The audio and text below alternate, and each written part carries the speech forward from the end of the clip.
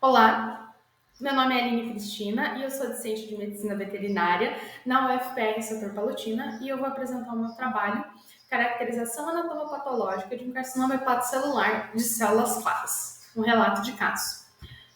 Primeiramente, é preciso determinar o que é o carcinoma hepatocelular, ou seja, uma neoplasia maligna com origem no parênquima hepático, e é uma neoplasia que ela é documentada em todas as espécies, porém é tida como uma neoplasia bastante rara. Dentre as espécies domésticas, a maior frequência é relatada na espécie canina, mas ainda assim elas representam apenas 1% de todas as formações neoplásicas que são diagnosticadas na espécie. Em cães, não é relatada uma predisposição racial ou sexual e a faixa etária mais acometida é de 10 a 11 anos, sendo uma neoplasia com uma apresentação muito variável. O carcinoma de células claras é uma subclassificação desses carcinomas hepatocelulares, em que os hepatócitos são bem diferenciados e apresentam vascularização citoplasmática em decorrência de um acúmulo lipídico ou de glicogênio. Os sinais clínicos provocados também são bastante específicos e amplos, e por conta disso o diagnóstico concilia exames bioquímicos, de imagem, histologia e histopatologia. Então, o objetivo desse trabalho é relatar os achados anatomopatológicos de um carcinoma hepatocelular de células claras. A paciente desse caso é da espécie canina, é uma fêmea com 10 anos de idade e score corporal 9 de 9, que indica obesidade. Apresentava dispneia com tosse progressiva e os exames de imagem revelaram uma neoformação cervical com compressão de lumen traqueal e outras múltiplas nodulações em vísceras. Foi feita a eutanásia desse paciente em decorrência do mau prognóstico. Durante o exame necroscópico, foram visualizadas no lobo lateral esquerdo neoformações, identificadas pela ponta de seta na imagem, arredondadas, que se projetam da superfície são bem delimitadas, medidas 5,5 por 4,1 por 1,9 centímetros e 2,4 por 2 por 1,1 centímetro. Eram pálidas, heterogêneas, macias e com áreas avermelhadas de hemorragias multifocais. Foi coletada uma amostra para exame histopatológico dessas formações neoplásicas e a microscopia evidenciou uma área focalmente extensa, demonstrada na imagem, com hepatócitos bem diferenciados, em arranjo trabecular, com núcleos excêntricos e nucleolos por vezes evidentes.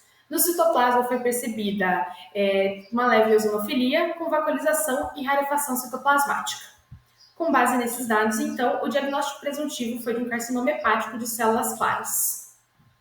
A literatura apresenta, então, essas neoplasias como sendo muito variáveis e com epidemiologia e etiologia incerta, mas o paciente ele se enquadra na faixa etária de maior ocorrência, que é de 10 a 11 anos. Segundo a literatura, então, a coloração ela não é uniforme e é muito variada, o que foi percebido nesse caso. Eles tendem a ser massivos, ou de grande diâmetro, nódulos únicos, que comprometem principalmente o lobo lateral esquerdo, que foi o lobo acometido nesse caso, mas nessa situação foram visualizadas 2 nodulações e não uma única.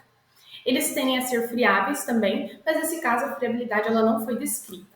Segundo a literatura, microscopicamente eles são bem diferenciados e se organizam em arranjos trabeculares, o que foi percebido nesse caso.